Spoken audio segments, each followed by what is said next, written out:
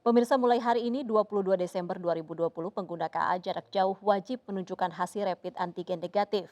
Peraturan ini berlaku selama libur Natal 2020 dan Tahun Baru 2021 mulai tanggal 22 Desember 2020 hingga 8 Januari 2021.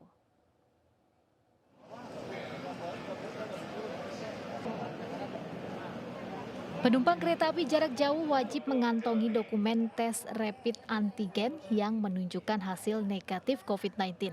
Peraturan ini berlaku mulai 22 Desember 2020 hingga 8 Januari 2021 atau selama masa angkut mudik Natal dan Tahun Baru berlangsung.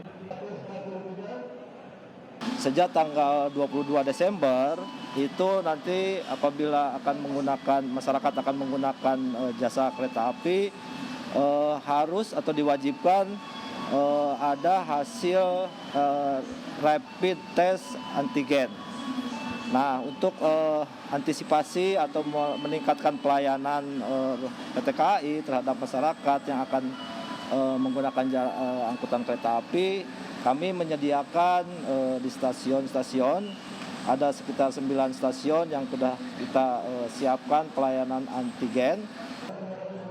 Kebijakan ini mengacu pada Surat Edaran Satgas Penanganan COVID-19 Nomor 3 Tahun 2020 dan Surat Edaran Kementerian Perhubungan Nomor 23. Dari Jakarta, Bunga Ayu Novandui Galibagas, iNews melaporkan. Pemirsa, salah satu lokasi yang menyelenggarakan rapid antigen sebelum keberangkatan ialah Stasiun Senen Jakarta Pusat. Namun memantau proses tersebut, kami telah terhubung dengan rekan Baby Kristami. Baby, tampak sejumlah warga di sekitar Anda. Bagaimana sebetulnya pelaksanaan rapid antigen di Stasiun Senen Jakarta hari ini? Selamat pagi menjelang siang Irma dan juga pemirsa, memang ini merupakan hari pertama resmi diberlakukan kebijakan oleh PT KAI bagi calon penumpang kereta api jarak jauh untuk melakukan rapid test antigen terlebih dahulu sebelum keberangkatannya. Memang terpantau sejak pukul 7 pagi tadi, ini calon penumpang sudah ramai berdatangan di stasiun Pasar Senen dan pada saat ini terjadi antrian yang cukup panjang, ini mengular hingga 500 meter. Mekanismenya calon penumpang ini nanti diarahkan untuk mengambil nomor antrian terlebih dahulu.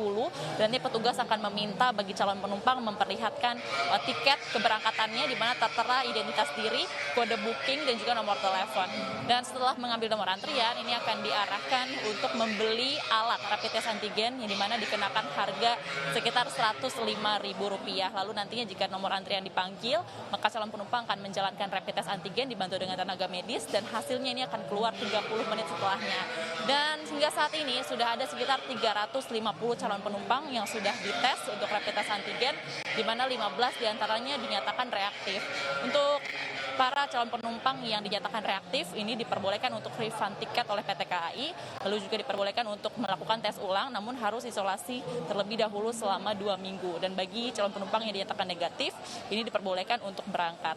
Dan Irma juga pemirsa, tadi juga PT KAI ini dari pihak Humas mengatakan untuk bagi para calon penumpang dihimbau untuk melakukan rapid test antigen sebelum keberangkatan seperti H-2 ataupun H-1 untuk mengantisipasi ketertinggalan kereta. Kembali ke Anda, Irma.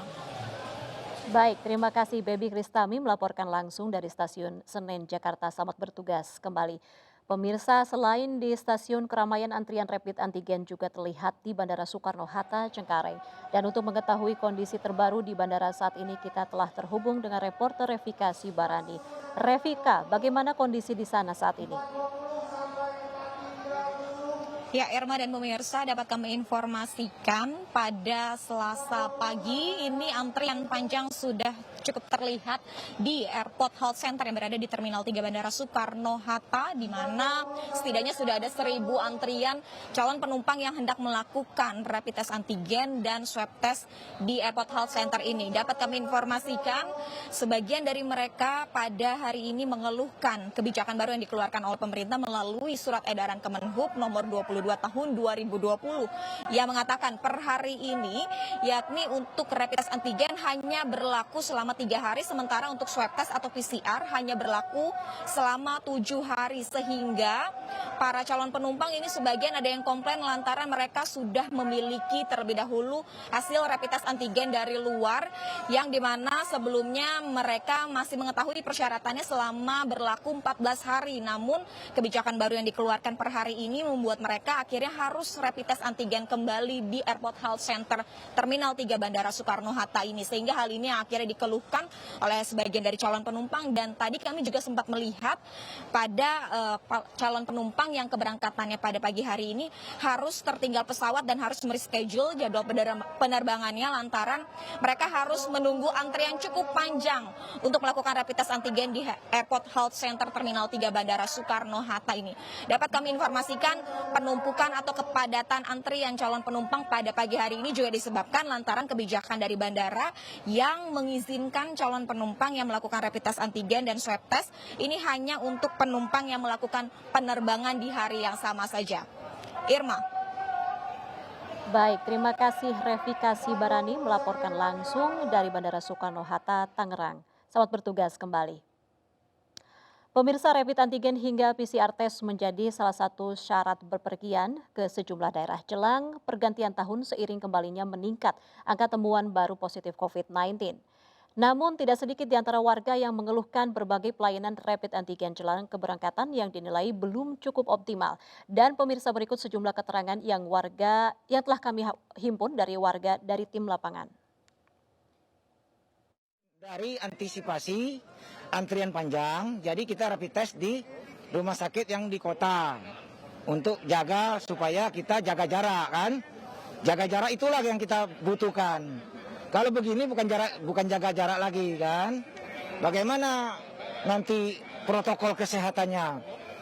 Ya karena di luar banyak yang ada alatnya Kak. Iya banyak alat, terus banyak yang full sampai tanggal 28. Banyak full juga. Yang ada banyak yang full gitu. Iya harus daftar dulu, kadang-kadang ya daftar dulu. Lagi kalau di luar sebenarnya ada yang lebih murah juga. Cuman banyak full. Sebenarnya ini kalau kita masyarakat biasa ya, ini sangat membingungkan. Pertama, mungkin kalau orang yang mengerti ini aplikasi-aplikasi itu mungkin it's okay ya. Tapi kalau misalnya kayak orang tua tiba-tiba berangkat nggak didampingin, ini ribet, pasti ribet.